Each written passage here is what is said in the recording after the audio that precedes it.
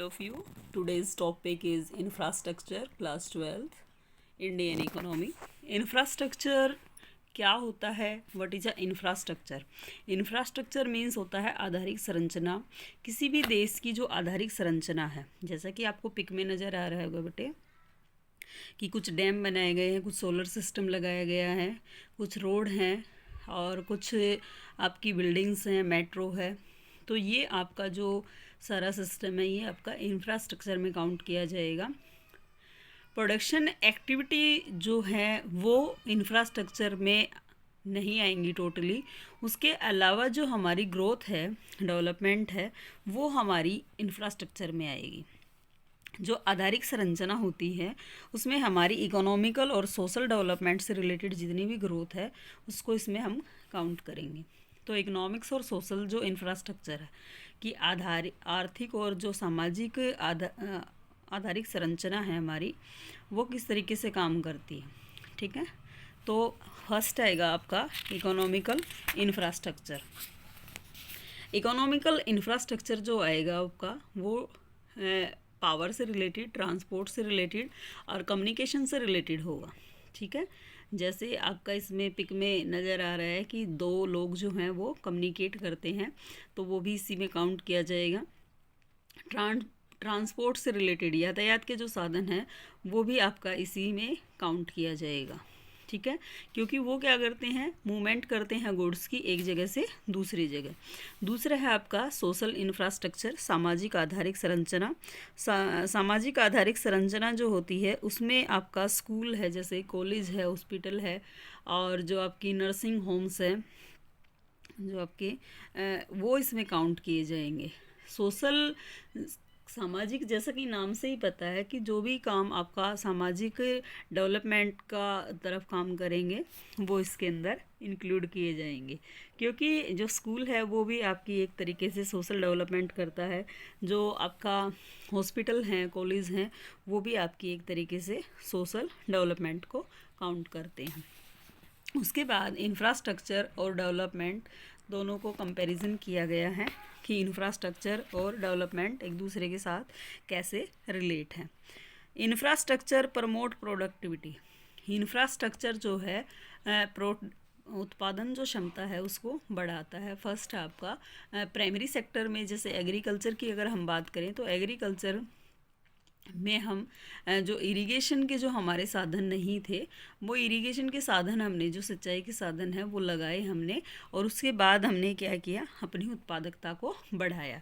इससे पहले क्या होता था कि ज़मीन जो है, खेती जो होती थी वो वर्षा पे निर्भर करती थी, और इसके बाद हमने सिंचाई के साधनों को डेवलप करने के बाद अपने आप को इनक्रीज़ किया। उसके बाद सेकेंडरी सेक्टर की अगर हम बात करें तो सेकेंडरी सिस्टम में भी जैसे कोल है, पेट्रोलियम है, इलेक्ट्रिसिटी है, वो चीज़ें पहले हम क्या करते थे, कोयले से जो मशीनरी है वो चलती थी। अब इलेक्ट्रिसिटी का यूज़ करके हम उनको जल्दी उत्पादन कर सकते हैं। तीसरा हमारा है प्रोडक्टिविटी ऑफ ट्रेजरी सेक्टर, जो सर्विस सेक्टर हैं उनको कैसे डेवलप किया गया है। ठीक है, जैसे आपका इसमें दिया हुआ है कि जो आपकी जितनी भी एक्टिविटी थी कम्युनिकेशन से रिलेटेड, ट्रांसपोर्ट से रिलेटेड, वो आपकी सर्विसेज सेक्टर में काउंट आएंगी, और कम्युनिकेशन के जो सोर्सेज हैं वो भी इंक्रीज़ किए गए हैं और ट्रांसपोर्ट को भी इंक्रीज़ किया गया है।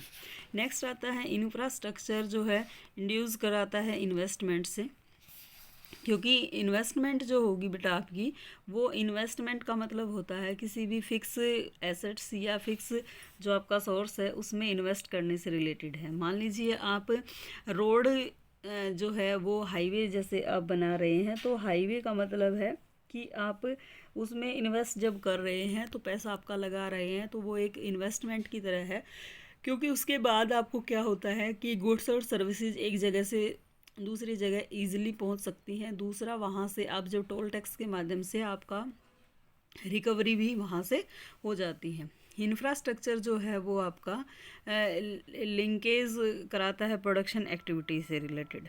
ठीक है, क्योंकि आपका जो बैंकिंग सेक्टर है या फैसिलिटी इंश्योरेंस वगैरह है उनसे रिलेटेड ये आपका लिंक कराता है। उसके बाद है इंफ्रास्ट्रक्चर जो है वो जो साइज ऑफ मार्केट है उस पर उसको लार्ज बनाता है। कैसे बनाता है?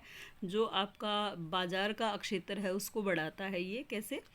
जब आपने इससे पहले जो प्रोडक्शन एक्टिविटी पढ़ी है कि प्रोडक्शन आपका इंक्रीज हो गया है, तो प्रोडक्शन इंक्रीज होने के बाद उनको आपने क्या किया है, बेचने के लिए आपको मार्केट एरिया भी ज़्यादा चाहिए, तो इस तरीके से मार्केट एरिया को बढ़ाएगा।